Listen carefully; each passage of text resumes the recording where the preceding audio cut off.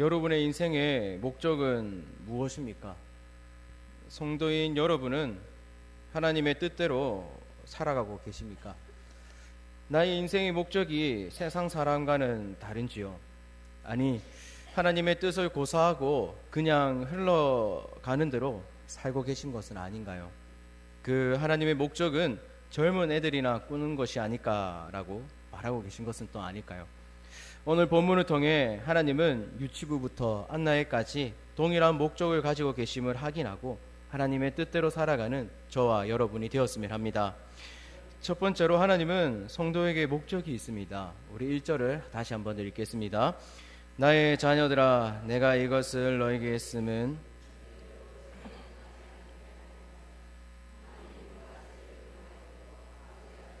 대언자가 있으니 곧 의로우신 예수 그리스도시라. 아멘. 오늘 본문은 요한이 이 글을 쓴 목적에 대해서 기록하고 있습니다. 세상 사람들에게 글을 쓴 것이 아니라 예수 그리스도를 구주로 믿는 사람, 즉 성도에게 이 글을 줬고 있다는 것이죠. 특이하게 요한은 2장 시작을 무엇으로 시작하고 있습니까? 나의 자녀들아 라고 시작하고 있습니다. 실제로 이 편지를 보는 자들은 요한의 자녀가 아닌데 왜 자녀라고 기록하였을까요? 제가 아비가 되기 전에는 몰랐는데요, 아비가 되고 나서 안 것은 아비는 자녀에게 가장 좋은 것을 주려 한다는 것입니다.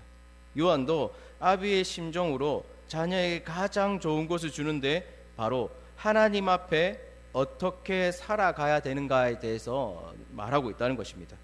만약 성도가 하나님을 믿자마자 바로 천국에 갔다면 이 글이 필요가 없을 것입니다. 성도는 예수님을 믿어도 이 세상을 동일하게 살아간다는 것이죠. 그렇다면 하나님은 왜 이 땅에 성도를 두실까요? 제 많은 환경 가운데 왜 성도를 이 땅에 두실까요? 오늘 본문을 이해한다면 하나님의 뜻대로 살 수 있지 않을까요? 하나님은 이 지구를 창조하실 때에 목적대로 창조하셨습니다. 하나님은 큰 달에서부터 작은 벌레까지 목적 없이 만든 것은 하나도 없습니다. 그런데 사람은 하나님의 뜻이 있음에도 불구하고 자기 스스로 계획을 세우고 살아간다는 것입니다. 문제는 그 목적이 완전히 악하다는 것이죠. 여러분의 삶의 목적은 무엇입니까? 하나님의 뜻이 맞습니까? 사실 꿈 많던 10대에게 이런 저런 것이 생각날 수 있겠지만 죄송하지만 60대에서 70대가 넘어가면 삶의 목적을 말하는 것이 조금 어려울 수 있습니다. 제 나이 30살에 원하는 것은 무엇일까요? 제 또래 친구들에게 물어보니 결혼, 안정적인 직장, 자녀 교육, 그리고 가장 큰 목적인 내 집 마련이 그들의 꿈이었습니다. 하지만 이러한 것들을 이루신 나이 분들은 무엇을 부러워하고 계시죠? 그 나이대의 젊음을 원하시고 계시죠. 하지만 예전에는 많이 나왔지만 요즘 세상 가사에 나오지 않는 말이 무엇인 줄 아십니까? 젊음을 다시 가지고 싶다라는 말이 요즘 세상에는 나오지 않습니다. 물론 그 젊음 가지고 싶죠. 하지만 고등부 아이들에게 언제가 가장 좋았냐고 물어보면 뭐라고 대답하신 줄 아십니까? 중학생 때요라고 합니다. 우리 중학생들한테 언제가 제일 좋았어요? 라고 하면 초등학생 때가 가장 좋았다고 합니다. 왜 젊은이란 가사가 나오지 않냐면 지금 세대는 꿈꾸는 것 자체가 사치라고 생각하기 때문입니다. 사랑하는 성도 여러분, 박공도사는 젊은 사람이라서 젊은 편만 든다라고 말할 수 있습니다. 우린 전쟁과 기근으로 힘들었다 말할 수 있습니다. 네, 그때와 지금 어떻게 비교할 수 있겠습니까? 사실 모든 인생사에 고난이라는 단어가 안 적힌 사람이 있을까요? 젊어서 성공한 사람들은 좀 다를까요? 우리가 인류라고 생각하는 하버드생들은 매년 5년마다 동창회를 한답니다. 졸업 후 30, 40대에 많은 사람들이 인생에 성공을 하고 있더랍니다. 문제는 50대가 되면요, 급격히 사람들이 동창회에 안 나온다 합니다. 동창생은 친하게 지내던 사람이 보이지 않자 연락에 취했더니 젊어서 성공한 것들이 다 없어져서 부끄러워 나가지 못한다고 했습니다. 이러한 것을 보면 우리의 인생에 돈과 명예가 목적이 되어서는 안 된다는 것이죠. 사랑하는 성도 여러분, 여러분을 향한 하나님의 목적이 무엇입니까? 1절에 보시면 한번 보실까요? 죄를 범하지 않게 하려는 것입니다. 하나님이 여러분의 간절한 소망은 성도가 죄를 범하지 않는 것이라는 것이죠. 만약 죄를 지어도 이 죄의 값을 치른 분이 누구신지를 안다면 죄를 짓지 않기 위해 힘쓰는 자라는 것입니다. 사랑하는 성도 여러분, 하나님의 목적대로 살아가고 계십니까? 아울러 그 목적이 하나님의 뜻에 맞는지요? 나 스스로 목표를 만들어 놓고 이것은 하나님의 뜻이야 라고 생각하고 있진 않은지요? 단순히 나이가 들었다고 해서 이젠 성취할 것이 없어 라고 계신 것은 아닙니까? 하나님은 성도가 죄를 범하지 않고 혹 죄를 지어도 속히 돌아오는 자를 하나님은 원하신다는 것입니다. 이 시간 나의 뜻을 버리고 하나님의 목적대로 살아가는 저와 여러분이 되었으면 합니다. 두 번째로, 그럼 하나님의 뜻대로 살기 위한 명분이 무엇일까요? 우리 2절을 다시 한 번 더 읽겠습니다. 그는 우리 죄를 위한 화목 제물이니 우리만을 위할 뿐만 아니요 온 세상의 죄를 위하심이라. 아멘. 하나님의 목적은 성도가 죄를 짓지 않고 혹 죄를 지어도 속히 돌아오는 것이 있음을 알았으면 이제 그렇게 살아가시면 됩니다. 하지만 하나님은 그냥 살라고 말하지 않고 먼저 은혜를 부어주신다는 것입니다. 예수님도 제자들과 바울을 부를 때에 먼저 그냥 부른 것이 아니라 은혜를 부어주시고 그들을 부르신다는 것이죠. 그 은혜가 무엇입니까? 예수 그리스도가 우리 죄를 위해서 어떠한 일을 행했고 그로 인해 우리가 어떤 유익을 얻게 되었는지를 아는 것이 은혜다라고 말한다는 것이죠. 우선 사랑과 공의의 하나님은 죄에 대해서 반드시 심판하십니다. 그 죄의 값은 죽음뿐이라는 것이죠. 그래서 창세기 2장 17절은 뭐라고 하고 있습니까? 선악을 알게 하는 나무의 열매는 먹지 말라. 내가 먹는 날에는 반드시 죽으리라 라고 말하고 있다는 것이죠. 하나님은 자신이 하신 말씀이기 때문에 그분은 반드시 지켜야 했습니다. 내가 만든 법인데 내가 안 지키면 어때? 라고 하면 어떤 문제가 생길까요? 그럼 불변하는 하나님이 아니라 상황에 따라 바뀌시는 분이니 우리의 구원도 흔들릴 수가 있다는 것입니다. 그럼 우리가 그분을 믿을 이유도 없다는 것이죠. 불변하신 하나님은 그 죄에 대한 대가인 죽음을 우리가 담당하도록 내버려 두도 됩니다.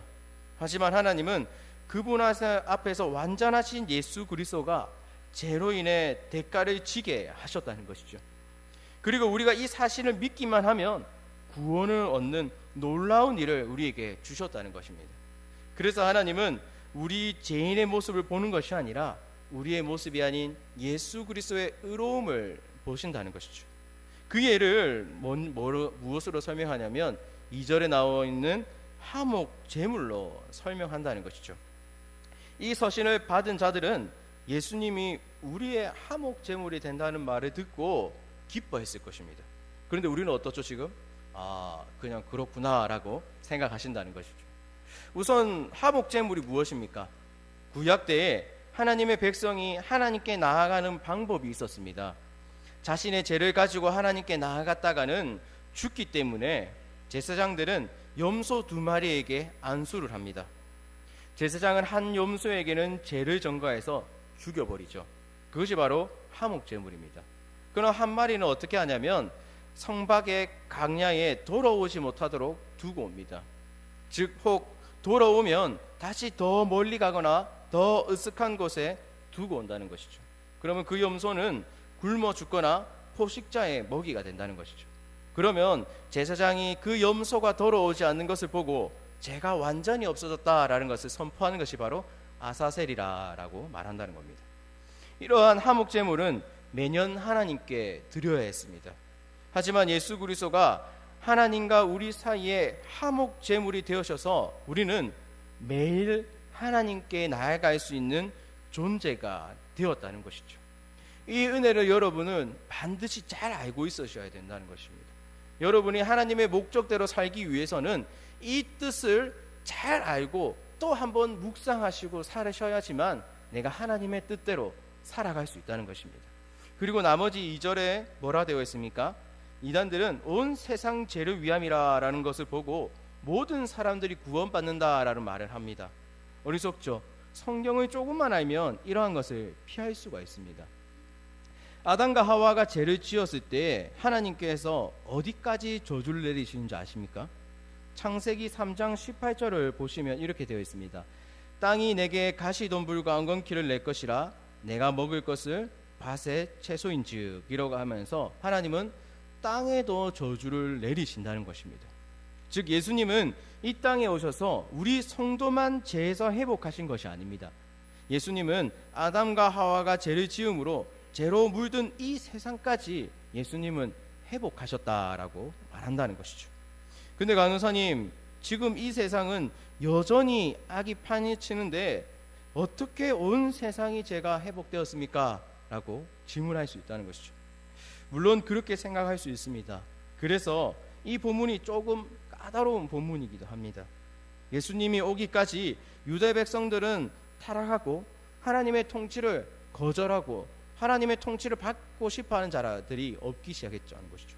하지만 예수님이 오셔서 자신의 백성을 부르시고 승천하사 성령님을 통해 교회가 탄생되고 그 교회를 통해서 하나님은 통치하시고 계신다는 것입니다. 에덴 동산보다 완벽하진 않지만 교회 안에서 설교했던 은사를 통해 하나님의 통치를 받는 것이 된 것이죠. 그래서 하나님은 사랑만을 회복시킨 것이 아니라 사람이 통치받는 교회, 즉 예수님을 머리로 삼고 그의 지체된 자가 바로 교회까지 하나님께서 회복시켰다는 것입니다. 성도는 죄를 범하지 않기 위해 노력해야 됩니다. 혹 성도가 죄를 지어도 내가 어떠한 은혜를 받았는지 하나님 목적대로 쓰임 받을 수 있다는 것입니다. 하나님이 죄를 짓지 말라고 명령했으니까 죄를 짓지 않겠다고 다짐하는 것은 어렵다는 것이죠. 우리가 죄를 안 짓기 위해서 노력도 해야 되지만 더 좋은 방법은 무엇일까요? 그 은혜를 더 많이 묵상해야 된다는 것입니다. 여러분이 하나님의 목적대로 살아가기 위해서는 우선 하나님의 은혜를 더 많이 묵상하시기 바랍니다.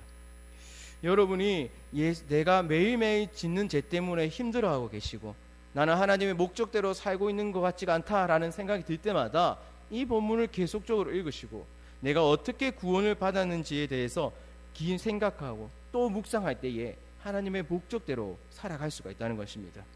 그때 성도는 하나님의 뜻에 맞도록 죄를 싫어하는 삶을 살 수 있다는 것입니다. 그럼 세 번째로 성도는 어떻게 살아가야 될까요? 우리 3절을 다시 한번 읽겠습니다. 우리가 그의 계명을 지키면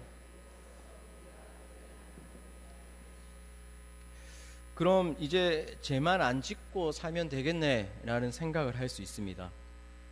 성도가 이제 나는 하나님의 목적이 내가 이제 죄를 안 짓고 사는 것이 목적이니까 죄만 안 짓고 살면 되겠다라는 생각을 할 수 있죠. 하지만 성도는 남은 생애를 어떻게 쓰임받을지에 대해서 고민해야 된다는 것입니다. 성도가 자신의 삶을 살아갈 때에 적은 돈과 낮은 명예를 가졌지만 하나님이 기뻐하는 삶을 살아야 되지 않을까요? 중고등부 아이들은 하나님의 목적이란 단어를 듣게 되면 단순한 직업으로 생각하거나 이 땅에서 어떻게 쓰임 받는지에 대해서 고민한다는 겁니다. 사실 성경은 그렇게 말한 적이 없습니다. 오늘 본문을 보면 성도가 어떻게 살아가야 되는가, 그리고 직업으로 생각해도 아이들이 어떠한 기준으로 직업을 선택하고 살아가야 되는지에 대해서 본문이 잘 말해주고 있습니다. 무조건 내가 돈이나 명예를 얻을 수 있다고 삶을 선택하는 것이 아니라 성경의 기준으로 아이들이 선택할 수 있도록 부모가 길을 열어줘야 된다는 것이죠. 저의 선배 중에 신학을 그만둔 선배가 있습니다. 어떻게든 4년만 채우고 졸업한 선배가 있습니다. 그분은 하나님을 알고 하나님 일을 하고 싶은데 목회자는 자기와 맞질 않더랍니다. 그 선배는 고민을 하다가 자신이 좋아하는 커피를 팔아 적은 돈이지만 선교지에 도움을 주는 자가 되겠다고 생각하고 뉴질랜드로 떠났습니다. 그리고 뉴질랜드에서 알바를 시작했는데 지금은 뉴질랜드에서 커피로 국가대표가 되어 있습니다. 그리고 적은 돈이지만 선교지에 후원까지 하는 좋은 선배가 되었다는 것이죠. 우리 자녀들도 하나님이 원하시는 삶을 살게 해야 되지 않을까요? 좀 행복하게 살아야 되지 않을까요? 그럼 오늘 본문을 보셔야 됩니다. 2장 전체를 보면 성도가 어떻게 살아야 되는지를 말해주고 있습니다. 우선 하나님은 높은 직업군이나 성도에게 원하시는 직업군이 따로 있는 것이 아닙니다. 3절에 보시면 어떠한 일을 하든지 하나님의 계명을 지키며 살아가는 자를 원하신다는 것이죠. 아울러 9절을 빗대어 보면 성도는 빛이 그 안에 있기 때문에 어두움의 일을 하거나 이웃을 해롭게 하는 일을 할 수 없다는 것입니다. 15절에 보시면 성도는 세상이나 세상에 있는 것을 얻기 위해서 희생하면서까지 일을 하지 않는다라고 말하고 있다는 것이죠. 언뜻 잘못 듣게 되면 세상을 등지고 살아가야 되는 것은 아닌가라고 생각할 수 있습니다. 그건 잘못된 것이죠. 하나님이 그런 계획을 가지고 있다면 절과 같이 교회도 산에 지어야 된다는 것입니다. 그것이 아니라 우리는 세상에 살지만 예수 그리스도의 은혜로 세상을 초월하며 사는 자라는 것이죠. 그래서 초대교회도 성도를 보고 사람들이 두려워했다는 것입니다. 아담과 하와는 죄 짓기가 참 어려운 환경에서 하나님의 법을 지키지 않았습니다. 하지만 우리는 죄 짓기 가장 좋은 환경이지만 하나님의 법을 지키기 위해서 부단히 노력하는 자가 바로 우리라는 것입니다. 그럼 나와 자녀들이 올바른 길을 가고 있는지 자신을 점검하는 방법이 무엇일까요? 우리 16절을 우리 읽지 않았지만 16절을 우리 같이 한번 읽어보겠습니다. 이는 세상에 있는 모든 것이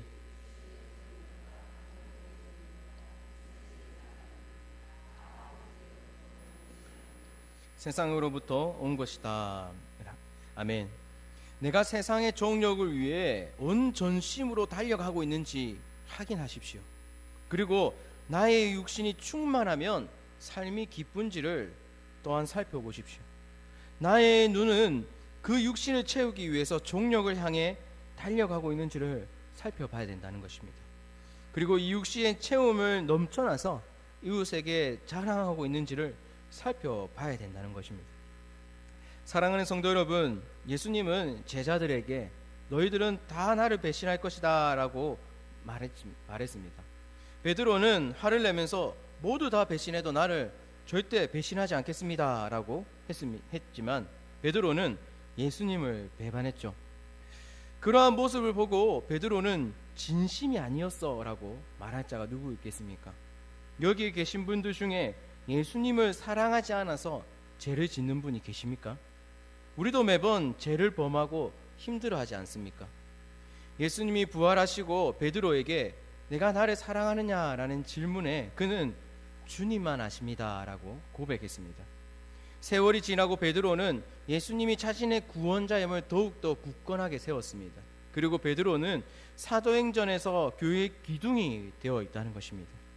예수님께서 이 말씀은 베드로에게 하는 말씀이 아닙니다. 여전히 우리에게 여전히 말하고 계신다는 것이죠. 우리도 여전히 죄를 사랑하고 하나님이 싫어하는 일을 아직도 행하거나 하나님 일 자체에 관심이 없는 삶을 살아가고 있진 않은지요. 그때 우리도 고개를 숙이고 다시 한 번 더 주님만이 아십니다 라고 고백해야 되지 않을까요? 말씀을 마무리하겠습니다. 하나님은 어린 유치부부터 우리 안나의 어르신들까지 같은 목적을 두고 계십니다. 죄를 싫어하고 혹 죄를 범하여도 그 죄를 다시 짓지 않기 위해서 예수 그리스도가 화목제물로 죽었다는 것을 다시 한 번 더 깊이 묵상하십시오. 요한이 독자에게 자녀라고 부르면서 가장 귀한 것을 주려 한 것 같이 우리도 자녀에게 가장 좋은 것을 줘야 되지 않을까요? 바로 이 장을 읽고 묵상함으로 신앙의 유산을 물려주는 저와 여러분이 되었으면 합니다.